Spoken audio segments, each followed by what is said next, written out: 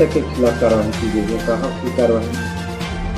दिनांक 30 जनवरी 2026 को हम लोग बतौली में गुदरमाना निवासी अनूप गुप्ता एवं उसके जीजा विनय गुप्ता को 1200 नग नशीले इंजेक्शन के साथ गिरफ्तार किए थे। अनूप गुप्ता ने बताया कि सर हम लोग जो माल है ये गढ़वा के रंजित विश्वकर्मा और मंजूर अंसारी, प्रमोद जायसवाल, ये तीनों से खरीदते हैं, जिसमें रंजित विश्वकर्मा मेन आरोपी है। वही अगर वो गिरफ्तार हो जाता है तो छत्तीसगढ़ में नशीले इंजेक्शनों का लगभग 50% व्यापार रुक जाएगा। जब मुझे लगा कि अगर ऐसी बात है तो तत्काल मैंने डीआईजी श्री राजेश अग्रवाल सर से साइबर सेल की मदद मांगी। वो तैयार भी हो गए।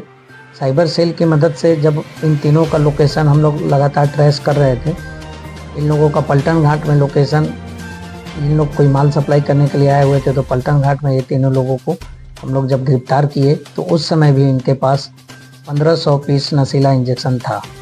तो 1500 नशीला इंजेक्शन को जब्त कर इन तीनों को गिरफ्तार किया गया। ये तीनों जो आरोपी हैं कल शाम को पलटन घाट में गिरफ्तार किया गया और इन लोगों के पास लगभग 7.5 लाख का माल बरामद हुआ। गढ़वा में जो रंजित विश्वकर्मा है वो एक मेडिकल स्टोर में काम करता है और हमें पूरी संभावना है कि जो मेडिकल स्टोर है डीपी फार्मा जिसमें ये काम करता है उसकी भी इसमें संलिप्तता होगी, क्योंकि रंजित विश्वकर्मा इतने बड़े तौर पे अकेले काम नहीं कर सकता है। जो बाकी जो 2 आरोपी गिरफ्तार हुए हैं, मंजूर अंसारी और प्रमोद जायसवाल, ये दोनों उसके पार्टनर हैं। ये तीनों मिलकर ही पूरे छत्तीसगढ़ में हमारे एरिया में नशीले इंजेक्शन का सप्लाई करते हैं। हाँ, एक तो अपराध हमारे यहाँ ही है, क्योंकि जो बताया मैंने बतौली में जिनको गिरफ्तार किया, इन लोगों ने ही उसको माल सप्लाई किया था। और अब पतासाजी की जाएगी कि गढ़वा जिले में भी इनके विरुद्ध अपराध पंजीबद्ध है या नहीं है।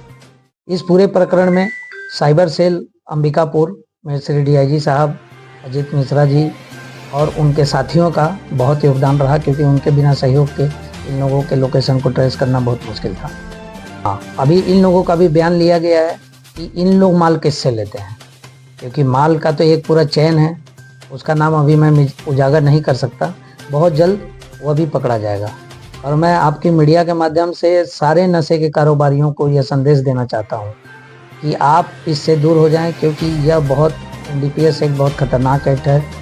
इसमें आपको मिनिमम 10 साल की और मैक्सिमम 20 साल की सज़ा है।